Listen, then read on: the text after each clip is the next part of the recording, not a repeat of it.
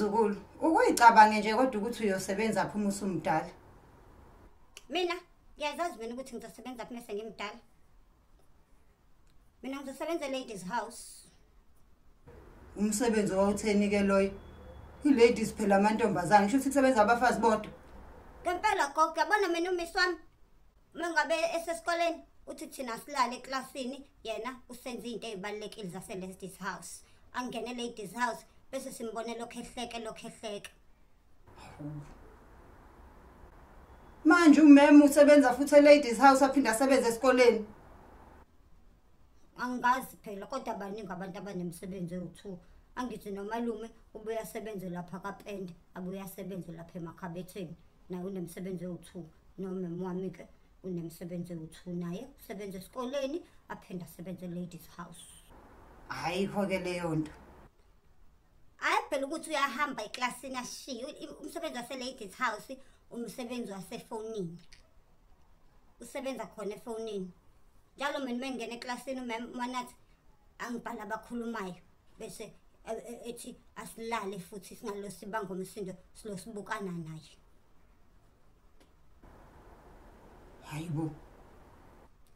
Ngempela gogo yazuza ngithume mina athi ngiyobiza noMiss Ndlovu.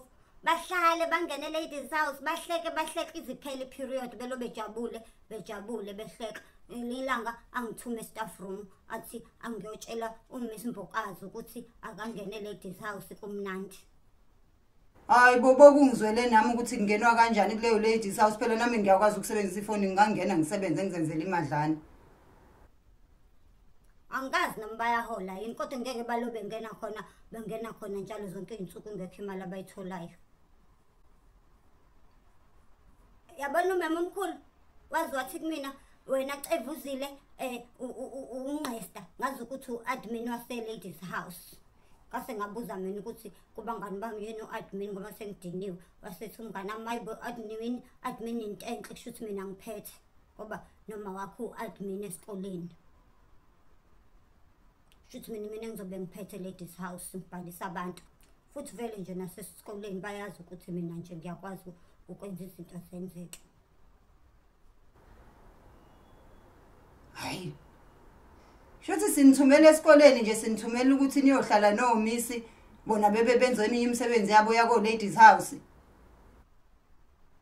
Ngempela gogo umsebenzi wangempela ladies house. Yabona nomalumekazi lo ehlala efika la ekhaya uthi wena umfundi ngoba uhlala ehlinile.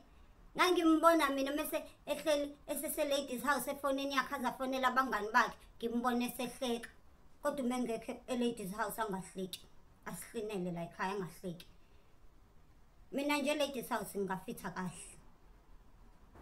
Wele la gufununde la lingahleki ngisho.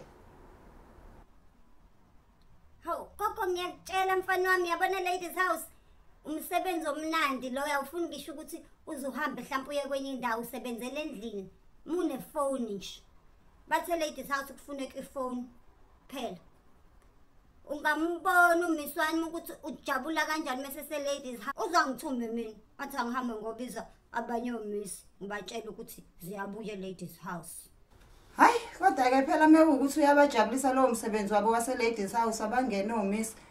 Hawu ngimdina kabi nje ungidina kabi umisi ohlinayo. Hey ayikho into engicasula njengomuntu ofundisa abantu kodwa yena uhlinile. Mekuthi benza bajabule ladies house hayi kulungileke. Kodwa manje mase bezothi lalani engabe nenza umsebenzi wesikole. Hayi ngathi kuzofaya sifake libuko le ndaba yeni yase ladies house. Kuzofanele mhlambe sihlangane singabazali sisho ukuthi labo othisha abanomsebenzi wesibili wase ladies house abawenza intambama phela isikole sesiphumile. Ngeke sinithumele esikoleni ukuthi niyofunda. Fethu lalani ngoba bona basenza izinto zabo zalo umsebenzi wabo wesibili uthephi ladies house. Hayi. Cha mhlambe kuzomela sikhulume naye umphathi wenkampani. Gogo mfana ngiyakutshela yabona nawe ngakubuzela kumema ukuthi bayangena yini abantu abaguge njengawe ladies house kodwa ngazike. Kodwa ngiyakutshela mfana mawudingi nokuthi uzuhambe uzulokhu uyogibela emateksini noma lokhu unethwa yimvula umusebenze ladies house nje ukwazi ukusebenza kahle. Ngeke ngize ngenze enye into ikhona umsebenzi omnandi wase ladies house. Please subscribe to my YouTube channel for more videos. Subscription is free, mahala.